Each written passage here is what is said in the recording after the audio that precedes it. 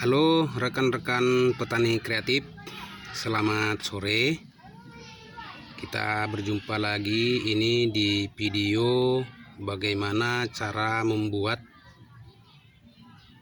mikroorganisme lokal yang kita namakan dengan nama UB1 atau ulu balang 1. Nah, sebelum saya jelaskan bagaimana cara pembuatannya, alangkah baiknya jika saya jelaskan dulu sebenarnya tujuan kita dan yang kita butuhkan dari resep ini apa saja. Baiklah, saya jelaskan sedikit teman-teman.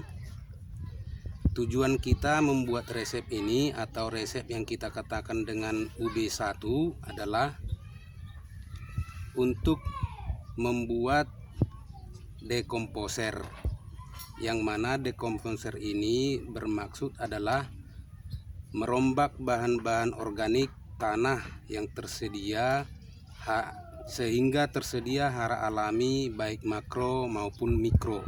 Itu yang pertama. Yang kedua, sebagai biofungisida, maksudnya adalah mengendalikan mikroorganisme patogen dan jamur patogen yang ada di tanah kita atau bawaan tanah kita. Yang ketiga, sebagai biofertilizer, artinya adalah produk resep kita ini mampu kita jadikan sebagai pengganti pupuk organik cair. Nah, jadi sehingga kita tidak perlu mengeluarkan biaya untuk membeli pupuk organik cair di pasaran sana yang harganya cukup lumayan mahal. Oke teman-teman, itulah manfaat dari produk yang mau kita buat ini. Oke, tapi sebelum saya lanjut, jikalau teman-teman mendukung video-video kreativitas kita ini, mohon dengan sangat teman-teman subscribe video kita ini, bunyikan tanda loncengnya, dan kalau bisa mohon di-share supaya teman-teman yang lain atau petani yang lain juga tersampaikan pesan-pesan yang kita sampaikan ini. Oke, baik. Bahan pertama yang kita butuhkan adalah bonggol pisang. Nah, bonggol pisang. Ini bonggol pisangnya sekitar 5 kg ya, 5 kg. Nah, manfaat dari bonggol pisang ini adalah mengandung mikroorganisme, diantaranya adalah mikroorganisme Azospirillum sp, Bacillus sp, Aeromonas sp, dan Azobacter. Nah, yang paling utama yang kita butuhkan di sini adalah Bacillus sp, karena ini merupakan mikroorganisme antagonis yang tidak mau hidup berdampingan dengan mikroorganisme yang bersifat patogen. Nah, itulah kandungan daripada bonggol pisang ini berbicara tentang mikroorganismenya. Nah, kalau kita berbicara tentang hormon, bonggol pisang ini mengandung hormon auksin.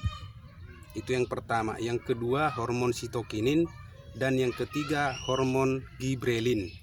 Jadi bisa kita katakan bonggol pisang ini hormonnya lengkap. Itu ya teman-teman. Nah, kalau hara makro juga tidak kalah. Hara makro yang ada di bonggol pisang ini juga ada fosfat, ada kalium, kalsium, dan magnesium, juga lengkap ya. Nah, bahan yang kedua adalah pepaya muda. Nah, ini pepaya muda ini adalah 1 buah. Kalau tadi bonggol pisangnya 5 kg, maka pepaya mudanya adalah 1 buah. Nah, kenapa harus menggunakan pepaya muda? Karena dari pepaya muda ini kita butuhkan getahnya, yaitu getahnya yang mengandung enzim paparain.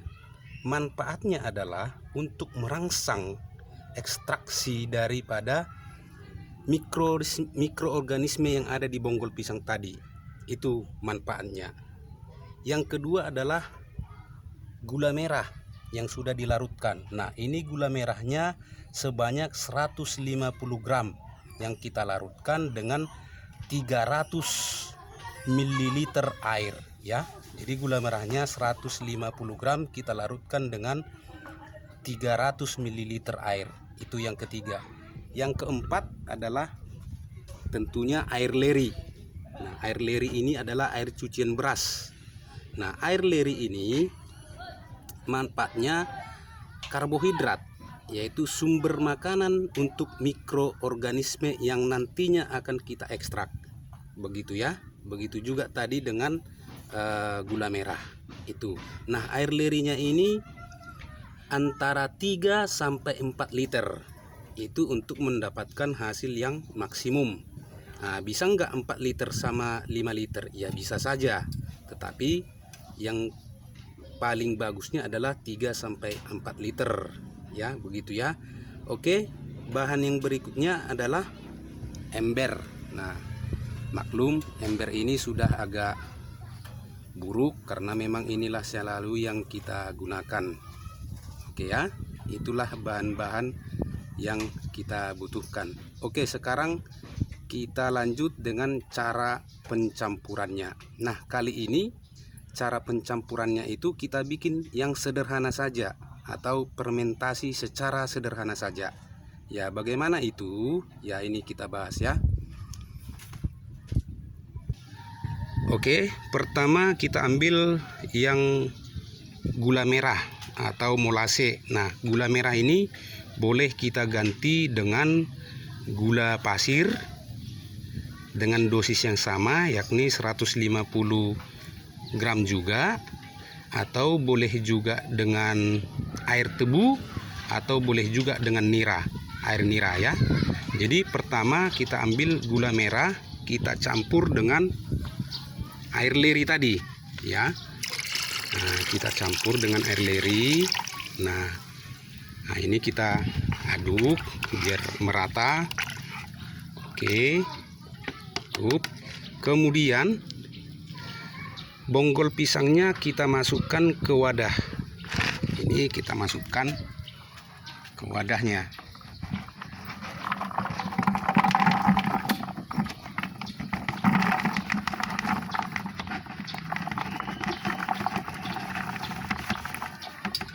Ya, sorry ini agak terbuang sedikit, ini sudah kotor, tidak usah kita gunakan.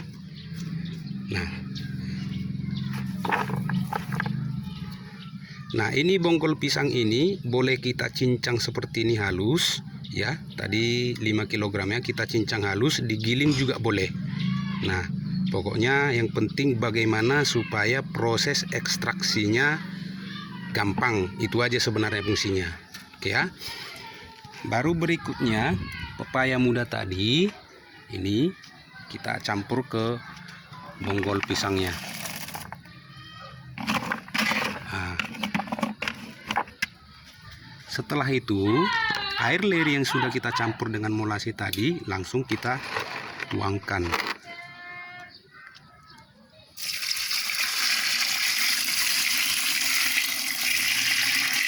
Ya, pas ya.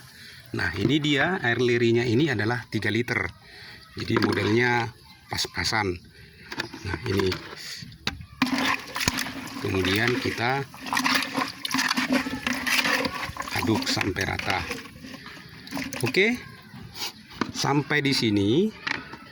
Nah, seperti yang saya katakan tadi, kita bahas fermentasinya secara sederhana saja. Tidak usah pakai aerator atau selang aerator. Jadi kita gunakan sistem buka tutup saja ya.